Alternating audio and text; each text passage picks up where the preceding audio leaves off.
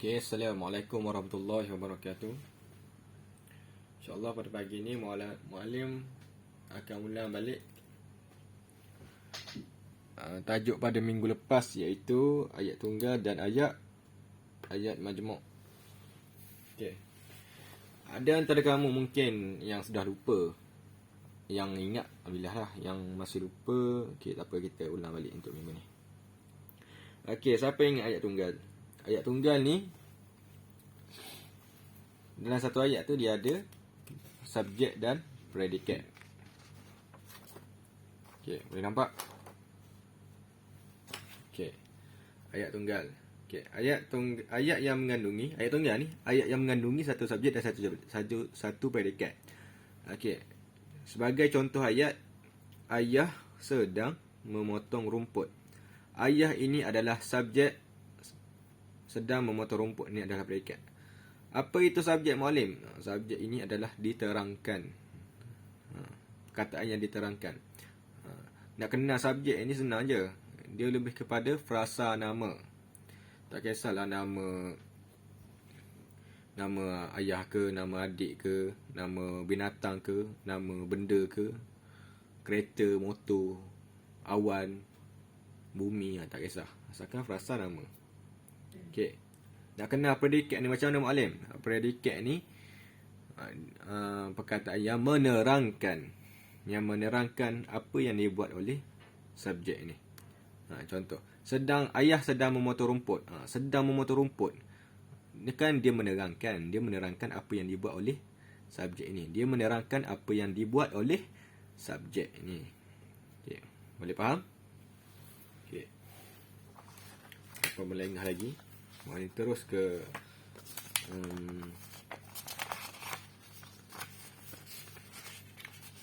okay.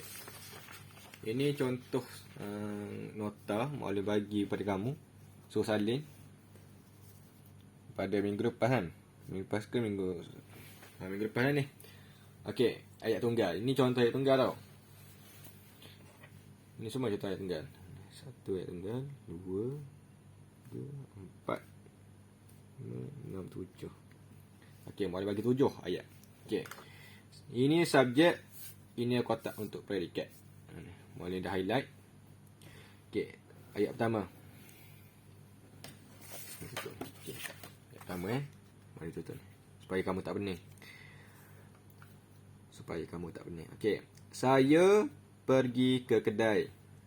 Saya ini adalah subjek, pergi ke kedai adalah predikat. Okey. Sebab apa saya ni adalah subjek? Sebab dia adalah frasa nama. Sebab apa pergi ke kedai ini adalah predikat? Sebab dia menerangkan apa yang dibuat oleh subjek tersebut. Okey. Ayat nombor 2. Mereka berjalan-jalan di taman. Mereka ini adalah subjek. Mereka ini adalah subjek. Berjalan-jalan di taman adalah predikat. Sebab apa mereka ini adalah subjek? Sebab ia adalah frasa nama. Kata ganti nama. Okey. Berjalan-jalan di taman adalah predikat. Sebab apa predikat? Sebab dia menerangkan apa yang dibuat oleh subjek ini. Okey, nombor 3. Contoh ayat nombor 3, ayat. Kamu siapkan kerja. Kamu ini adalah subjek. Siapkan kerja ini adalah predikat. Sebab apa kamu ini adalah subjek? Sebab kamu ini adalah kata ganti nama, frasa nama. Siapkan kerja adalah predikat. Sebab apa? Sebab dia menerangkan, ayat ini menerangkan apa yang dibuat oleh subjek. Okay. Pelajar itu membeli makanan. Pelajar itu, ini adalah subjek. Membeli makanan adalah predikat. Sebab apa predikat? Sebab Sebab ayat ini, membeli makanan ini, dia menerangkan apa yang dibuat oleh pelajar itu. Pelajar itu membeli makanan. Pelajar ni buat apa? Membeli makanan. Itu adalah predikat. Pelajar itu adalah subjek. Okey. Kucing itu kuat berlari. Kucing itu kuat berlari. Kucing itu ini adalah subjek. Kuat berlari adalah predikat. Sebab apa kucing itu adalah subjek? Sebab ini adalah frasa nama. Nama binatang. Frasa nama. Kuat berlari, predikat. Kenapa? Sebab dia menerangkan apa yang dibuat oleh kucing ni. Subjek ini. Okey. Ayat nombor 6. Ahmad menanam pokok. Ahmad menanam pokok. Ahmad adalah subjek. Menanam pokok adalah predikat. Sebab apa predikat menanam pokok ni? Sebab dia menerangkan apa yang dibuat oleh Ahmad ni. Nurul membawa kereta. Nurul adalah subjek. Sebab apa? Sebab nama orang. Frasa nama. Dengar je subjek, mesti terdiri daripada frasa nama. Ingat di kepala. Tak kisah nama binatang ke, nama orang ke, nama benda ke, nama kereta ke. Membawa kereta adalah predikat. Sebab apa predikat? Sebab dia menerangkan apa yang dibuat oleh Nurul ni tadi. Subjek ini tadi. Okey, boleh faham? Itulah maksud ayat tunggal. Ada subjek dan ada predikat. Okey, tanpa berlengah lagi, boleh nak kamu salin soalan ni. Okey.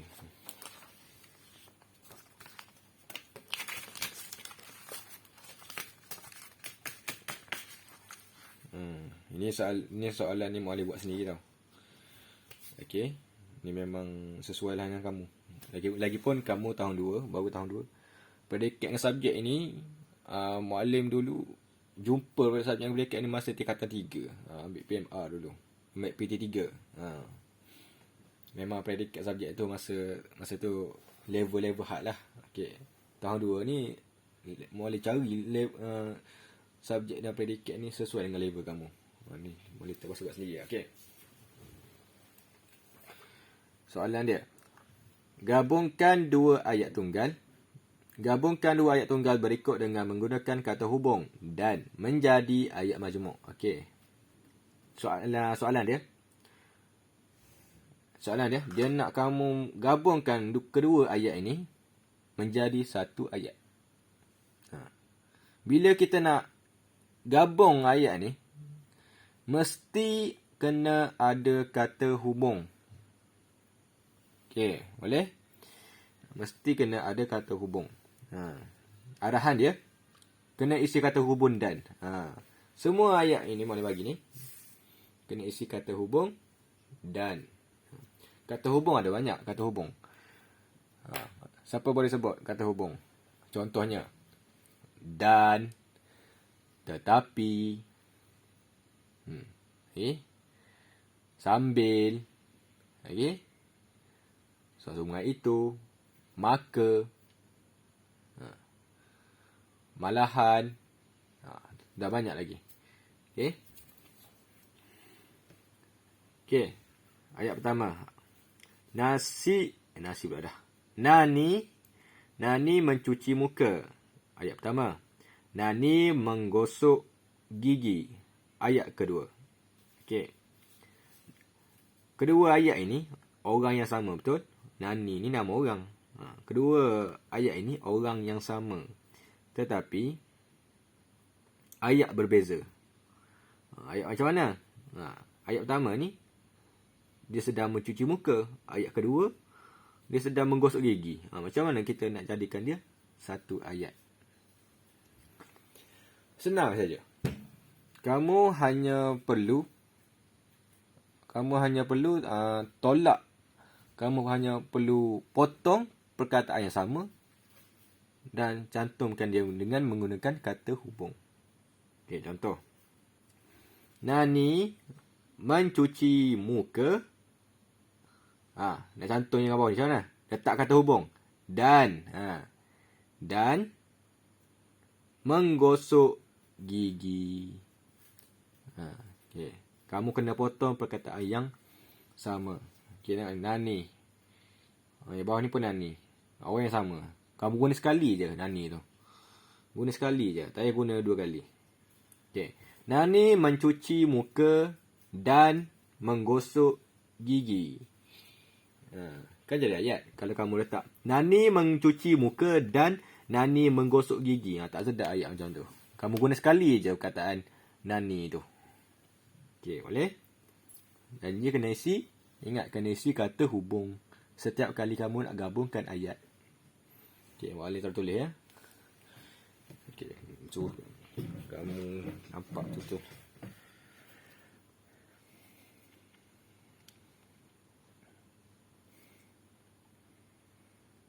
Ni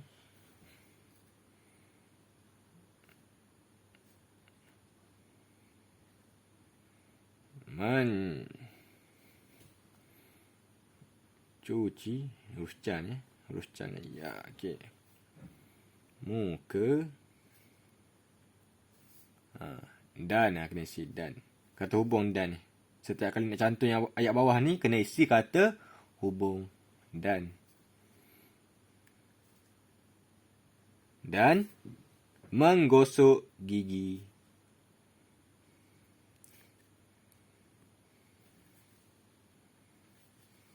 Menggosok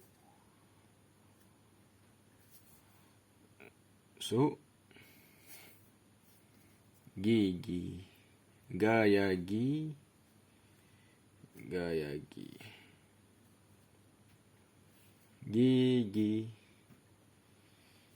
Okey, boleh? Nani mencuci muka dan menggosok gigi. Senang. Okey. Soalan nombor 2. Siti makan keropok. Ayat pertama. Siti makan keropok. Ayat tunggal yang kedua. Okey, sekarang ni kita nak cantum kedua ayat ni. Okey. Ingat mula ajar, bila nak cantum, kita kena tambah kata hubung. Okey. Langkah kedua, kita tengok ayat itu kat mana ada perkataan yang sama. Bila ada perkataan yang sama, kita kena tolak. Tak perlu pakai 2 kali perkataan tu. Bila ada perkataan yang sama. Okey. Siti makan keropok, Aini makan keropok. Mana kena potong? Ya, makan keropok ini kena potong. Sebab apa? Sebab dia sama. Tak perlu pun pakai 2 kali dalam satu ayat. Okey. Kita potong yang atas. Sebabnya kita nak Siti dengan Aini ni orang berlainan tau. Orang yang berlainan. Siti dengan Aini ni orang berlainan. Maknanya Siti dan Aini lah. Kalau kita nak jadikan satu ayat. Siti dan Aini makan keropok. Pakai sekali je. Makan keropok ni potong satunya. Salah satunya. Pakai sekali je makan keropok. Siti dan Aini makan keropok. Boleh? Isi kata hubung dan. Okay, boleh faham? Okay, boleh tulis dah supaya kamu nampak. Siti, tulis Siti. Siti dan Aini ni orang berlainan. Siti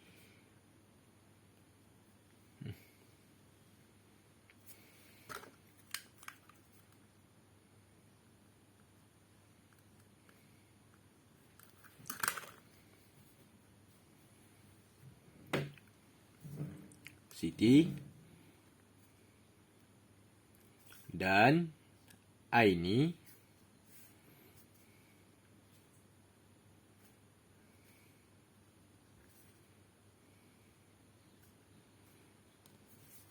makan keropok.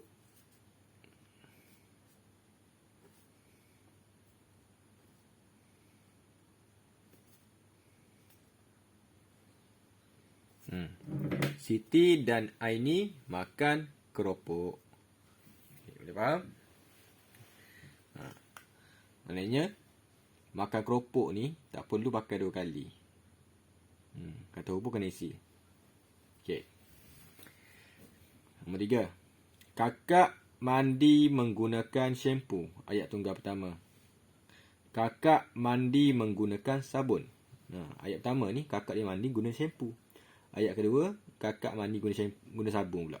Macam mana kita nak cantum kedua ayat ni? Okey, kita tengok. Kedua ayat ni, kakak ni orang yang sama tau. Kakak. Potong ayat yang sama salah satunya. Kita potong yang bawah lah sebabnya kita nak cantum yang atas. Kakak mandi menggunakan shampoo dan sabun. Kita nak buat ayat macam tu. Potong. Sebab yang orang yang sama. Tak perlu kita pakai 2 kali. Tak perlu kita pakai. Kakak mandi menggunakan shampoo dan kakak mandi menggunakan sabun. Tak jadi ayat.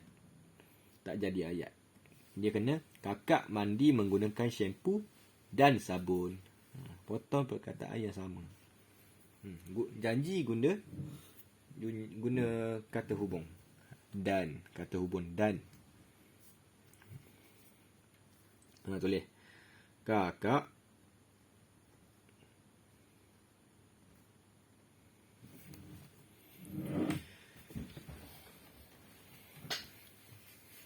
mandi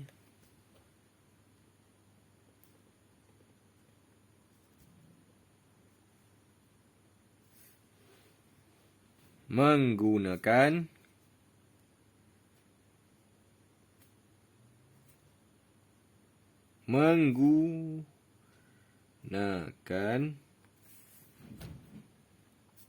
shampoo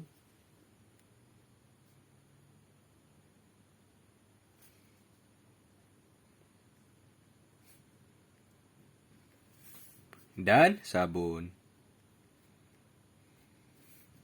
sabun.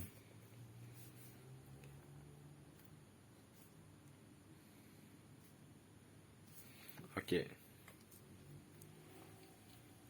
Yang keempat. Guru bersenam di padang. Murid bersenam di padang. Okey, kita nak cantum kedua ayat ini. Okey. Guru dengan murid, orang yang berlainan. Okey, kita nak cantumkan ni, kita kena potong ayat yang sama. Kena potong perkataan yang sama. Mana perkataan yang sama? Ya. Bersenam di padang. Potong satunya. Okey. Mudah aja. Tambah aja kata hubung nak cantum dengan ayat bawah ni. Guru dan murid bersenam di padang. Guru dan murid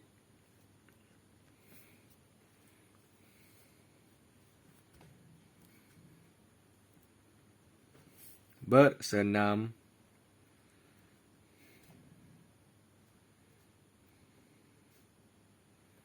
di padang. Di padang bola. Okey. Nice. Guru dan murid bersenam di padang. Sebab apa kita potong ayat yang sama, perkataan yang sama ni? Sebab kita tak perlu pakai perkataan tu 2 kali dalam satu ayat. Guru bersenam di padang dan murid bersenam di padang. Tak jadi ayat. Kena potong salah satunya. Pakai sekali je. Guru dan murid bersenam di padang. Okey. Soalan nombor 5. Yana suka makan roti. Ayat pertama. Ayat kedua. Yana suka makan donat. Kedua ayat ini, subjek dia adalah orang yang sama. Yana. Ayat atas ni pun yana, ayat kedua ni pun yana. Cuma yang berbezanya predikat. Dia predikat ni menceritakan dia makan roti. Predikat yang bawah ni ceritakan dia makan donat. Macam mana kita nak cantumkan ayat ni? Senang saja. Kita hanya potong perkataan yang sama. Yana potong. Suka potong. Makan potong. Tak payah pakai 2 kali. Pakai sekali je. Yana suka makan roti. Kata hubung. Dan donat. Dan. Letak dan. Boleh? Boleh tak ada space nak letak garis bawah ni. dalam laptop tadi. Kamu boleh garis dalam buku. Okey, itu saja. Kamu boleh salin dalam buku tulis hari dan tarikh. Okey, kalau dah siap boleh hantar pesanan pada muallim. Okey, insya-Allah. Itu saja. InsyaAllah pada minggu depan muallim rasa muallim akan terangkan lagi lah bab ayat tunggal dan majmuk ni. Biar kamu faham. Bagi lagi muallim akan bagi lagi soalan. Okey, insya-Allah itu saja. Wabillahi taufiq wal hidayah. Assalamualaikum warahmatullahi wabarakatuh.